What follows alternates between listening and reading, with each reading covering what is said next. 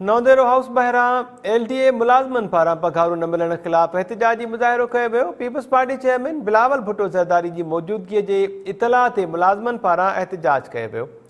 मुलाज़मनि जो चवणु आहे त 18 महीननि खां पघारूं न मिलण सबबि घरनि में फाका कशीअ वारी सूरतहाल आहे।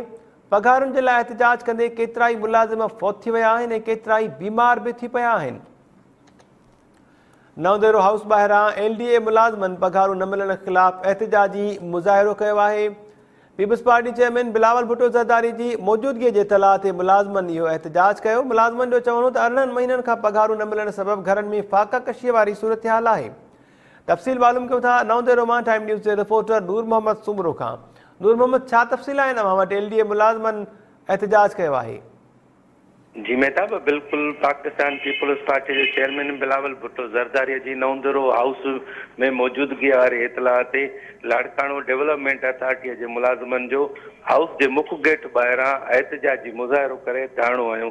धरणे की अगवानी कंदड़ इसरार कुरैशी, सद्दाम शाह, फरहान कोड़ो, आफ्ताब लाशारी और साहित मोल ॻाल्हाईंदे चयो त LDA जा 275 मुलाज़िम आहिनि जेके 18 महीननि खां पघारुनि खां महरूम बणियल आहिनि।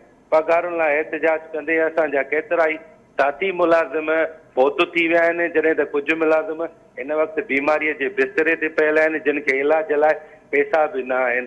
सूबाई वज़ीर असांखे कूड़ा आसरा ॾिना हुआ त असांखे टाउन कमेटी ऐं म्यूनिसिपल कमेटियुनि में ज़िम कयो वेंदो, पर उन ते बि हिन वक़्त ताईं अमल न थी सघियो आहे।